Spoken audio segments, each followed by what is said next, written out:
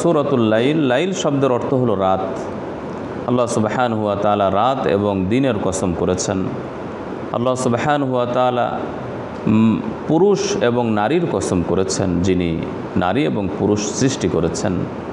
অর্থাৎ এই বিষয়গুলো কসম করে এদিকে ইঙ্গিত করা হয়েছে রাত এবং দিবস যেমন দুটি ভিন্ন জিনিস, তার ফলাফল দুটি ভিন্ন হয়, ঠিক তেমনিভাবে পুরুষ এবং নারীর উদ্দেশ্য যেমন ভিন্ন ভিন্ন, ঠিক তেমনিভাবে এই দুটি বিষয়ের কসম করে আল্লাহ তাআলা ইরশাদ করছেন, ইন্না সা'য়াকুম লাশাত্তা, নিশ্চয়ই তোমাদের কর্ম ভিন্ন ভিন্ন হয়ে থাকে আর ভিন্ন ভিন্ন কর্মের ফল ভিন্ন ভিন্নই হয়।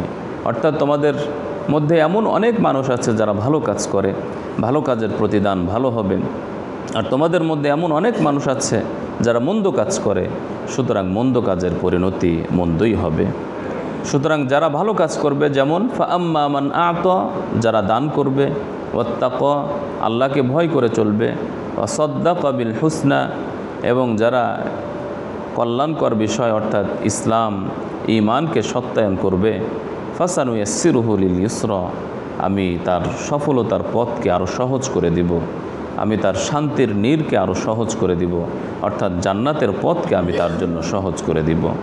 ওয়া আম্মা মান বাখিলা, প্রক্ষান্তরে যারা কৃপণতা করবে, ওয়াস্তাগনা, এবং বিমুখতা অবলম্বন করবে, আল্লাহর হুকুম পালন থেকে বিমুখ হবে, ওয়াকাযযাবা বিল হুসনা, এবং ইসলাম ঈমানকে মিথ্যা প্রতিপন্ন করবে, ফাসানুয়াসসিরহু লিল উসরা, কঠিন সেই পরিণতিকে আমি তার জন্য সহজ করে দিব, অর্থাৎ জাহান্নামের পথ, জাহান্নামকে তার জন্য সহজ করে দিব, সে ধীরে ধীরে জাহান্নামের দিকে যাবে। সাহাবারা জিজ্ঞাসা করলেন যে, হে আল্লাহ রাসূল সাল্লাল্লাহু আলাইহি ওয়াসাল্লাম, সব কিছু তো লিপিবদ্ধ আছে। রাসূল সাল্লাল্লাহু আলাইহি ওয়াসাল্লাম একটি কথা বলেছিলেন যে প্রত্যেকের জান্নাত অথবা জাহান্নাম সব লিপিবদ্ধ আছে। তখন সাহাবারা জিজ্ঞাসা করলেন, প্রত্যেকের জান্নাত বা জাহান্নাম যদি লিপিবদ্ধই থাকে, অপর বর্ণনা এসেছে প্রত্যেকের কর্ম যদি বিধিবদ্ধই থাকে, তাকদীরে নির্ধারণই থাকে, তাহলে আমরা আমল না করে সব কিছু ত্যাগ করে আমরা বসে যাই, যা হবার তাই তো হবে।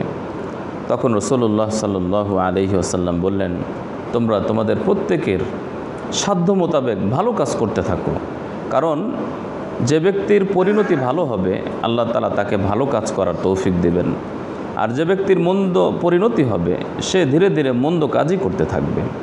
তো সুতরাং ভালো কাজের জন্য চেষ্টা করলে জান্নাতের পথ সহজ হয়ে যায়।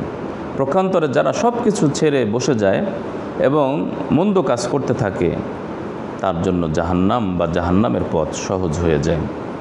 এই কথাগুলো রাসূলুল্লাহ সাল্লাল্লাহু আলাইহি ওয়াসাল্লাম বললেন এবং এই আয়াতগুলো তেলাওয়াত করলেন যে যারা ভালো কাজ করবে তাদের ভালো এবং জান্নাতের পথকে আমি সহজ করে দিব, আর যারা মন্দ কাজ করতে থাকবে আমি তাদের জন্য জাহান্নামের পথকে সহজ করে দিব। সুতরাং আমার দায়িত্ব হচ্ছে মানুষদেরকে পথ প্রদর্শন করা, এবং আমার কাছে রয়েছে দুনিয়া এবং আখিরাতের সফলতা।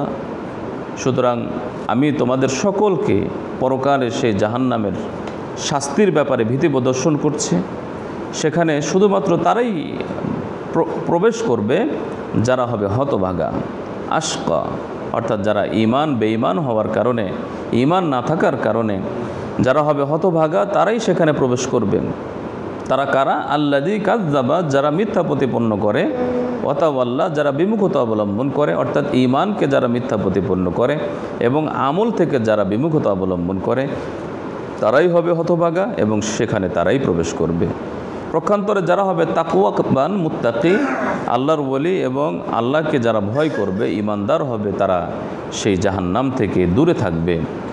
আর তারা হবে ওই সকল ব্যক্তি আল্লাযী ইউতি মালাহু ইয়াতাযাক্কা, নিজেদের সংশোধনের জন্য, প্রতিদানের জন্য তারা তাদের মালকে দান করবে, তাদের সম্পদকে ইসলামের জন্য, মানবতার কল্যাণে যারা দান করবে তারাই হবে মুত্তাকি, আর তারাই জাহান্নামের আগুন থেকে নিষ্কৃতি পাবে এবং দূরে থাকবে। তারা যে সকল কাজ করে একমাত্র আল্লাহর সন্তুষ্টির জন্য করে, ইল্লা বিতিগা ওয়াজহি রাব্বিহিল আলা, মহান রবের সন্তুষ্টির জন্য সমস্ত কাজ করে, অন্য কোনো স্বার্থ, অন্য কোনো প্রতিদান পাওয়ার জন্য, মানুষের কাছ থেকে প্রতিদান পাওয়ার জন্য কোনো কাজ করে না। সুতরাং যারা এমনটি করবে ওয়ালা সাউফা ইয়ারদা, তারা অচিরেই এমন প্রতিদান পাবে যে প্রতিদান পেয়ে সে খুশি হবে, সন্তুষ্ট হয়ে যাবে। এভাবে আল্লাহ রাব্বুল আলামিন এই সূরাতেও দুই শ্রেণীর মানুষের আলোচনা করেছেন এবং তাদের পরিণতি সম্পর্কে আলোচনা করেছেন। আল্লাহ তাআলা আমাদের সকলকে ঈমানদার এবং আমলদার হওয়ার তৌফিক দান করুন। আমিন। সুবহানাল্লাহ।